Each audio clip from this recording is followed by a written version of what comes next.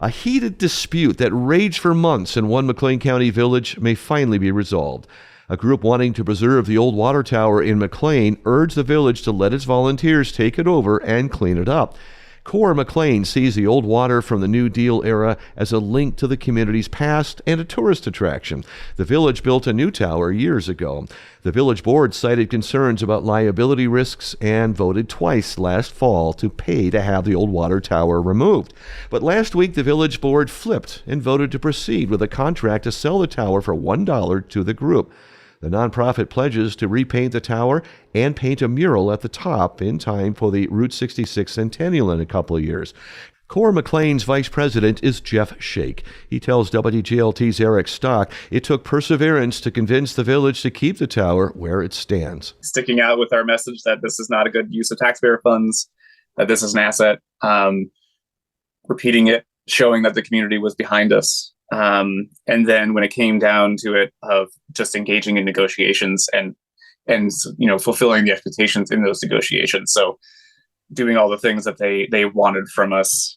And the final thing that it came down to, it was like there were a few demands that we were asked that we basically said, no, that's not a reasonable demand for us to have to concede to. Such as?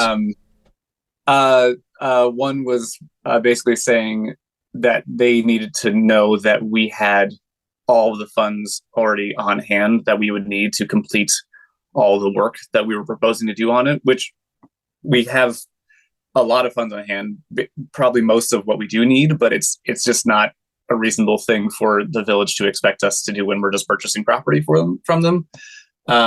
Another one was demanding that we have a plan for maintaining the space and showing them what the plan was for maintaining the space, which again is like, it's not a normal thing for property purchase. We're beholden to the same, village ordinance that anyone else is. So fortunately, some of the folks on the village board who had our back sort of went to bat for us, and we appreciated that a lot. The fact that they are essentially donating it, the village would still want to have some sort of buy-in into how it looks and how it represents the community, correct? Right. Yeah. And I mean, we would not, we're going to be commissioning a mural on there with Troy Freeman. He's a mural artist based in Springfield, I think.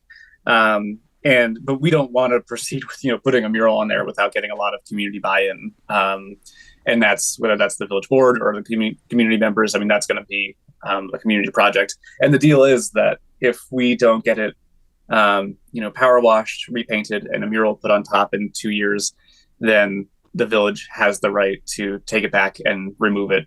Basically just follow through with the plan that they had in the first place. How much money is it going to take then for liability, for the power washing, the painting, etc.?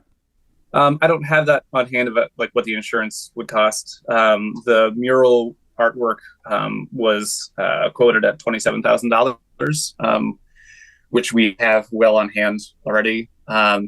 There's a very high likelihood that because the great thing about all this controversy was that word got out, and we were introduced to some folks who were willing to actually power wash and paint the tower for free. So we might actually get all of that work and paint donated.